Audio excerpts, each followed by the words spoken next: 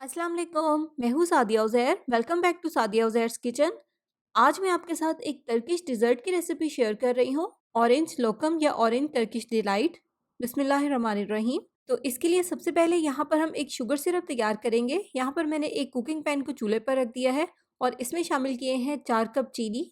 चीनी को मेजर करने के लिए यहाँ पर मैंने इस तरह के मेजरिंग कप का इस्तेमाल किया है। इसी कप से नाप कर अब इसमें 1.5 कप पानी शामिल करेंगे, 1 खाने का चम्मच नींबू का रस और 2 खाने के चम्मच ऑरेंज जेस्ट। फ्रेश ऑरेंज के छिलके का ये ऑरेंज वाला पार्ट है, वाइट पार्ट इसमें ऐड नहीं होना चाहिए।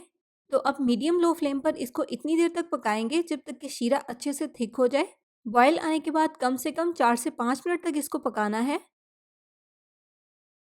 तो शीरा यहाँ पर पककर बिल्कुल तैयार हो गया है। इसको चेक करने का ये तरीका है कि थोड़े से शीरे को इस तरह से सादा रूम टेम्परेचर वाले वाटर में डालें। अगर शीरा इस तरह से बेस में बैठ जाए तो इसका मतलब है कि ये बिल्कुल तैयार है। लेकिन अगर पानी में मिक्स हो जाए तो फिर आप शुगर सिरप को थोड़ी देर के लिए और पका लें।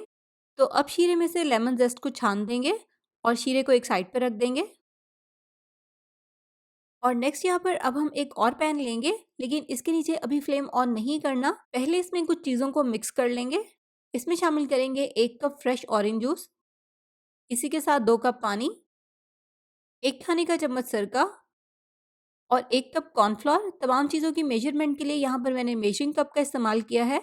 अब पहले इन तमाम चीज़ों को बहुत अच्छे से मिक्स कर लेंगे।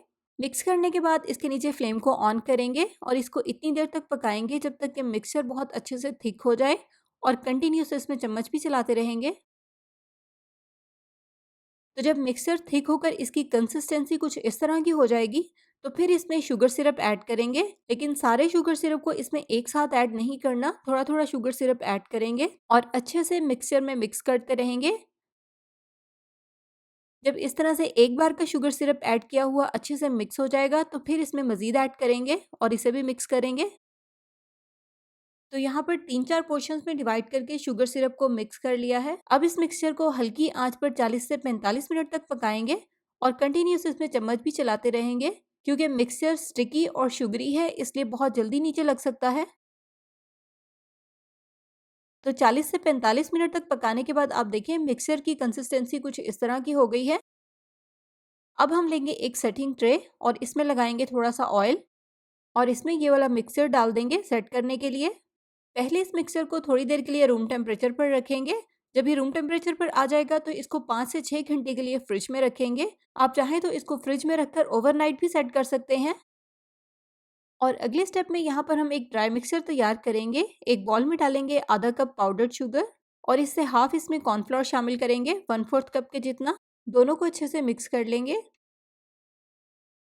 और 5 से 6 घंटे के बाद जब हमारा डिज़र्ट अच्छे से सेट हो जाएगा तो इस मिक्सचर में से थोड़े से मिक्सचर को डालेंगे हम कटिंग बोर्ड पर और इस तरह से फैला देंगे। तो डिज़र्ट 5-6 घंटे बाद यहाँ पर बिल्कुल सेट हो गया है। अब इस तरह से इस ड्राई मिक्सचर के ऊपर इसको निकाल लेंगे। थोड़ा सा ड्राई मिक्सचर इसके ऊपर भी डाल देंगे और यही वाला ड्राई मिक्सचर थोड़ा सा नाइफ पर भी लगा लेंगे। अब इसकी कटिंग करेंगे और इस तरह से अंदाजे से इसके स्क्वायर पीसीस काट लेंगे। तो वीडियो को लाइक और शेयर ज़रूर कीजिएगा। चैनल पर नए हैं तो सब्सक्राइब भी ज़रूर कर लीजिएगा और कमेंट सेक्शन में ज़रूर बताइएगा कि रेसिपी कैसी लगी। इसी के साथ साथ अपना और अपनी फैमिली का बहुत सा ख्याल रखिएगा, दुआ में याद रखिएगा। Thank you for watching. Allah हाफिज़।